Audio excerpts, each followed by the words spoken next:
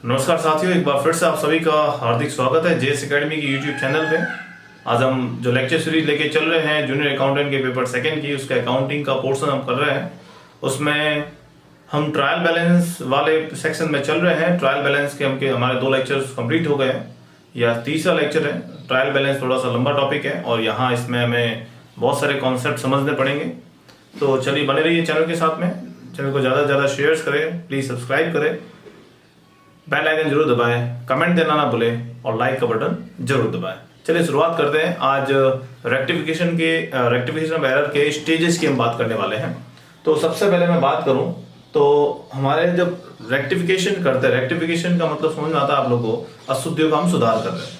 अशुद्धियों का सुधार कब करेंगे? जब अशुद्धि होगी। तो इससे पहले हमने पढ़ा था कि अशुद्धियां ट्रायल बैलेंस में होती है, कुछ अशुद्धियां दिखती है, कुछ अशुद्धियां नहीं दिखती है। अगर एरर ऑफ प्रिंसिपल है, कंप्लीट ओमिशन है, ऐसे केस में क्या होता है कि आपको एरर नहीं दिखता है, ट्रायल बैलेंस का बैलेंस मिल जाता है, फिर भी अशुद्धि हो सकती है। और अगर आपका ट्रायल बैलेंस का बैलेंस नहीं मिलता है तो डेफिनेटली अशुद्धि है, वो सामने दिख रहा है। तो आपको ऐसे केस में अशुद्धियों का पता कैसे लगाए? तो उसको पता लगाने के लिए कुछ टेक्निक्स है। सबसे पहले तो ये होता है कि आपको सबसे पहले दोनों ट्रायल बैलेंस के जो बैलेंसेज है उसको एक बार टोटल मैच कर ले, टोटल सही आ रही है नहीं आ रही है। उसके बाद देखिए कैश और बैंक अकाउंट का डिटेल जो है ट्रायल बैलेंस में आपने रिकॉर्ड किया है या नहीं किया है। उसके बाद आप देख सकते हैं लेजर अकाउंट्स की टोटल सही हुई कि नहीं हुई है। ट्रायल सब्सिडरी बुक से हमने जब ट्रायल बैलेंस में पोस्टिंग की है, मतलब जहाँ पे जनरल एंट्री से हम लेजर अकाउंट्स में पोस्टिंग करते हैं, तो लेजर अकाउंट्स की जो बैलेंसेज है वो सही है या उसको हमने करेक्ट पोस्ट किया है या नहीं किया है, ये सभी चीज़ें देखी जाती है। तो यहाँ पे हम क्या करते हैं कि जैसे ही आपको पता चलता है कि एरर है, तो एरर है तो उसको क्या करते हैं? रेक्टिफाई करते हैं।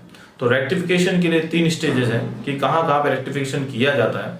हमारे एग्जाम में एक क्वेश्चन आते हैं इस तरह के कि रेक्टिफिकेशन की एंट्री आपको मिलेगी, तो एंट्री कैसे लगाएंगे इसके बारे में आज हम डिस्कस करने वाले हैं। तो सबसे पहले बात करते हैं इसके स्टेजेस की। तो 3 स्टेज है जहां पे रेक्टिफिकेशन की एंट्री लगाई जा सकती है, मतलब आपकी गलती को सुधारा जा सकता है। ऐसी 3 जगह है। सबसे पहली बात करें before preparation of trial balance की, ट्रायल बैलेंस बनाने से पहले अगर आपको गलतियां दिख जाती हैं तो उसको वहीं पे रेक्टिफाई कर ले, जिससे कि ट्रायल बैलेंस परफेक्ट बने और उसके बाद में फाइनल अकाउंट्स आपके परफेक्ट बन जाए।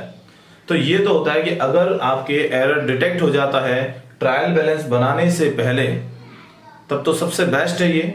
सपोज मानो ट्रायल बैलेंस हमने बना दी, उस समय एरर दिखा और एरर को हम लोग ने डिटेक्ट नहीं कर पाए कि एरर कहाँ पे है, तो यहाँ पे हम क्या करते हैं? After trial balance but before the final accounts are drawn.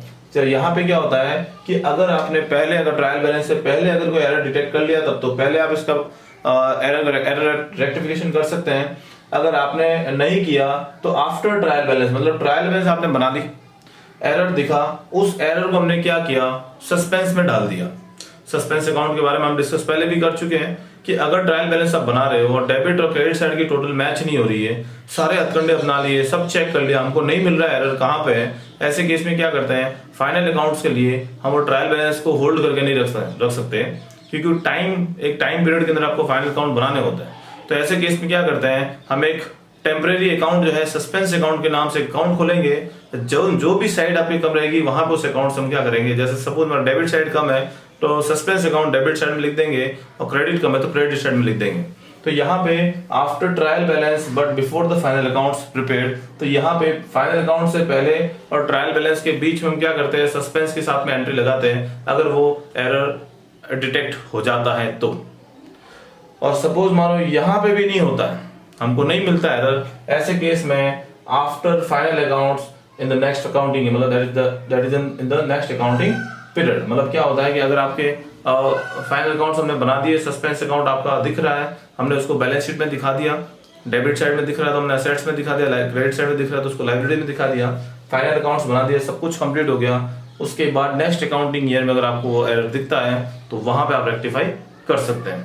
तो हमारा जो लेक्चर ये चलेगा उसके अंदर हम सबसे पहले बात करने वाले हैं कि before preparation of trial balance किस तरह से उसको एरर को हम क्या करते हैं? रेक्टिफाई करते हैं, उसके बारे में समझेंगे।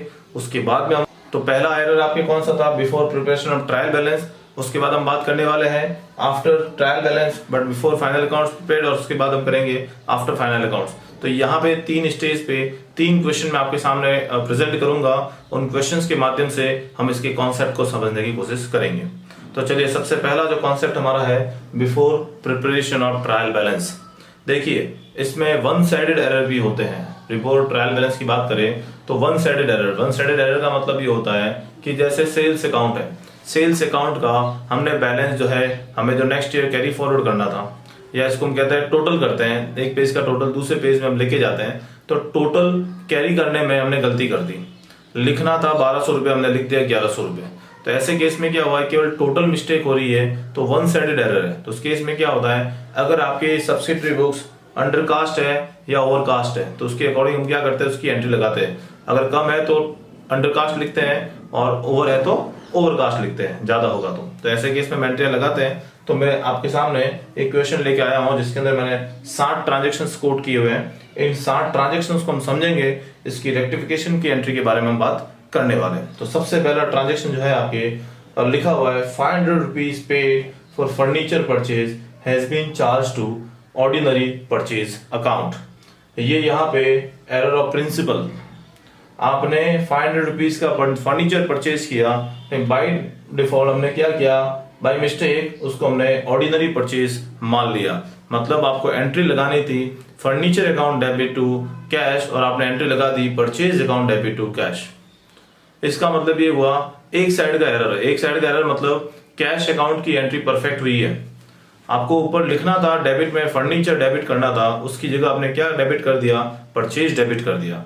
तो इसका मतलब ये हुआ कि वन साइडेड एरर था। यहाँ इस केस में क्या करेंगे, किसको डेबिट नहीं करना था, जिसको हमने डेबिट कर लिया। परचेज डेबिट नहीं करना था, आपने परचेज को क्या कर दिया, डेबिट कर दिया, तो उसको क्या कर दो, रिवर्स करो। परचेज जिसको डेबिट किया था उसको वापस क्या कर दो, क्रेडिट कर दो। और किसको क्रेडिट डेबिट करना था, वो था फर्नीचर अकाउंट। तो फर्नीचर अकाउंट को हम क्या कर देंगे, डेबिट कर देंगे। तो हमारा एंट्री हो जाएगा furniture account debit to purchase account.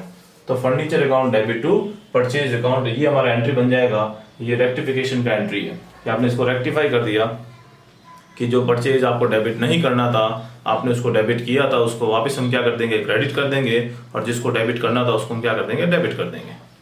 फिर बात करते हैं हम दूसरी एंट्री की। लिखा हुआ है repairs made were debited to building account for ₹100। यहाँ पे हमने रिपेयर का खर्चा किया है और हमने बिल्डिंग के अकाउंट को क्या कर दिया है, डेबिट कर दिया है। बिल्डिंग अकाउंट एक असेट्स अकाउंट है, असेट्स के अकाउंट में, और ये रिपेयर अकाउंट जो है आपके क्या है, रिपेयर जो है आपका एक्सपेंडिचर है, जिसको हम कहते हैं रेवेन्यू एक्सपेंडिचर, और ये आपका है कैपिटल। तो करना यहाँ पे क्या हुआ है आपके कि खर्चा आपने किया है बिल्डिंग के रिपेयर का, जिसको ऑर्डिनरी एक्सपेंडिचर मान के डेबिट करना चाहिए था, जबकि आपने बिल्डिंग के अकाउंट को डेबिट कर दिया। तो बिल्डिंग अकाउंट डेबिट नहीं करना था, आपने उसको डेबिट कर दिया। तो जो नहीं करना था उसको आप वापस क्या कर दो, रिवर्स कर दो। और आपने देखा होगा रिपेयर्स क्या है आपका, नॉमिनल अकाउंट्स है। नॉमिनल अकाउंट्स का रूल क्या होता है, all expenses and losses should be debited. तो यहाँ पर रिपेयर को हम क्या कर देंगे, डेबिट कर देंगे। तो हमारा एंट्री लग जाएगा repair account debit to building account. तो ये हमारा है दूसरा ट्रांजेक्शन। तीसरे ट्रांजेक्शन की बात करते हैं। An amount of 200 rupees withdrawn by the proprietor for his personal use has been debited to trade expenses account। भाई आपने ड्राइंग की है, 200 रुपए ड्रॉ किए हैं, तो ड्राइंग की है तो आपको ड्राइंग को डेबिट करना चाहिए था, जबकि आपने क्या कर दिया, ट्रेड एक्सपेंसेस को डेबिट कर दिया। तो ट्रेड एक्सपेंसेस को डेबिट नहीं करना था, आपने उसको डेबिट कर दिया, रिवर्स कर दे उसको। हम क्या करेंगे, यहाँ एंट्री लगती है ड्राइंग अकाउंट डेबिट टू क्या करते हैं, कैश, क्योंकि आपने विड्रॉ किया है। हमने एंट्री क्या लगा दी यहाँ पे, trade expenses account debit to cash. तो ट्रेड एक्सपेंसेस डेबिट नहीं करना था, इसको वापस क्या कर देंगे, क्रेडिट कर देंगे। एंट्री लगा देंगे drawing account debit to trade expenses account. आप देखिए, मैं आप अगर ध्यान देंगे तो आपको पता चलेगा 3 ट्रांजेक्शन आपको मैंने समझाया, ये सारे वन साइडेड ट्रांजेक्शन है। एक साइड तो हमने परफेक्ट की है, सेकंड साइड में हमारा मिस्टेक हुई है, इसकी वजह से हमने ये एंट्री लगाई है। आगे बात करते हैं ट्रांजेक्शन नंबर 4 की। ₹100 paid for rent debited to landlord's account. अब यहाँ देखिए, रेंट हमने पे किया, एंट्री क्या लगती है, rent account debit to cash. हमने एंट्री क्या लगा दी यहाँ पे, landlord's personal account debit to cash. तो कैश की एंट्री तो हमने परफेक्ट की है।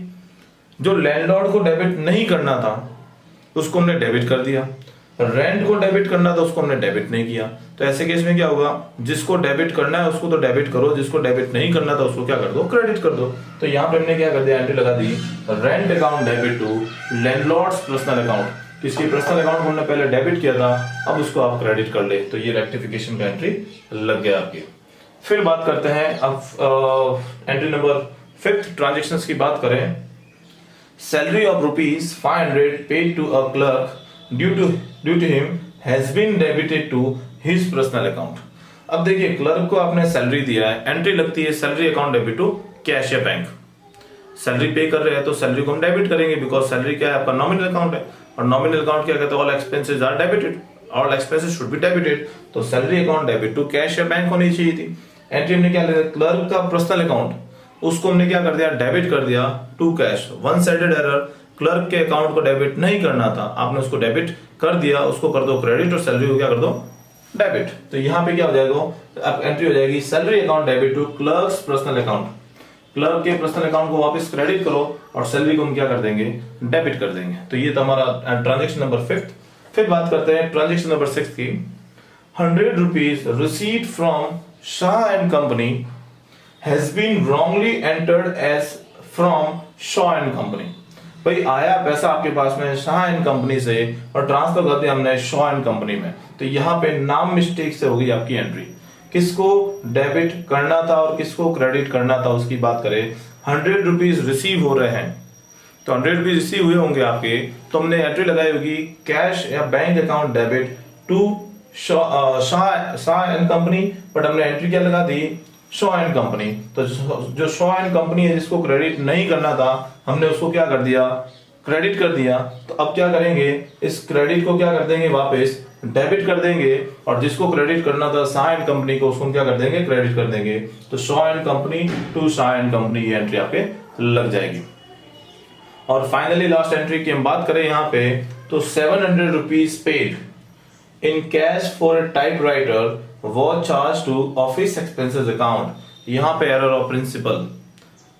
टाइपराइटर हमारा असेट्स है, असेट्स जब परचेज करते हैं तो असेट्स का अकाउंट डेबिट होता है, कैश अकाउंट क्रेडिट होता है। हमने क्या कर दिया, ऑफिस एक्सपेंसेस के नाम से लिख दिया। ऑफिस एक्सपेंसेस नॉमिनल अकाउंट है, इसको डेबिट कर दिया। तो जो ऑफिस एक्सपेंसेस आपको डेबिट नहीं करना था, आपने उसको डेबिट कर दिया, इसको अगेन क्या कर देंगे, क्रेडिट कर देंगे, और टाइपराइटर क्या कर देंगे, डेबिट कर देंगे। तो एंट्री लग जाएगी आपकी typewriter account debit to office expenses account. तो ये थे हमारे वन साइडेड एरर की बात कर रहे हैं, इसको बोलते हैं before preparation of trial balance. Trial balance बनाने से पहले जो एरर्स होते हैं उसको रेक्टिफाई कैसे किया जाता है, हमने इस छोटे से उदाहरण के थ्रू हमने समझा। सिंपल कॉन्सेप्ट दिमाग में रखे, जिसको आपको पहली बात तो करेक्ट एंट्री पता होनी चाहिए। कभी भी आप रेक्टिफिकेशन करने बैठे, एग्जाम में भी जब आपके क्वेश्चन आए तो आपको ये ध्यान रखना है कि सबसे पहले देखिए कि उसका करेक्ट एंट्री क्या है और रॉन्ग एंट्री क्या लगा दिया। तो करेक्ट एंट्री के साथ रॉन्ग एंट्री को देखिए कि किसको डेबिट करना था उसको डेबिट नहीं किया, पहले तो उसको डेबिट करो। किसको क्रेडिट, जिसको हमने डेबिट नहीं करना था उसको हमने डेबिट कर दिया, उसको क्या कर दो, क्रेडिट कर दो। रिवर्स इफेक्ट देंगे तो अमाउंट क्या हो जाएगा, निल हो जाएगा। तो आपको ये ध्यान रखना है, आपको करेक्ट एंट्री पता होनी चाहिए। उसके बाद रॉन्ग एंट्री क्या थी, उसके बाद हम क्या करेंगे, रेक्टिफिकेशन एंट्री लगाएंगे। इसके बहुत सारे क्वेश्चन करेंगे, कुछ क्वेश्चन हम नेक्स्ट वीडियो में लेके आएंगे, उसमें और डिस्कस किया जाएगा। रेक्टिफिकेशन के लिए आपको सबसे पहले करेक्ट एंट्री पता होनी चाहिए, और करेक्ट एंट्री के लिए आपको गोल्डन रूल्स आने चाहिए। तो आपको अगर गोल्डन रूल्स नहीं आते हैं, प्लीज जो जनरल एंट्री वाला जो लेक्चर मैंने अपलोड किया था उस लेक्चर को ध्यान से समझे, एक बार नहीं तो 10 बार देखें उस लेक्चर को, जिससे आपको पता चलेगा कि एंट्रियाँ कैसे लगाई जाती है, करेक्ट एंट्री कैसे होती है।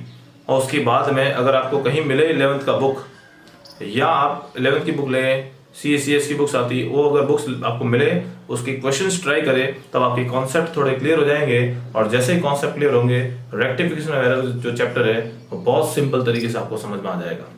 तो ये था हमारा आज का लेक्चर। कल हम बात करने वाले, मतलब नेक्स्ट वीडियो में बात करने वाले हैं, जिसमें रेक्टिफिकेशन का जो सेकंड स्टेज है, जिसको कहते हैं after trial balance but before making final accounts, उसकी एंट्री हम करेंगे और उसको समझने की कोशिश करेंगे।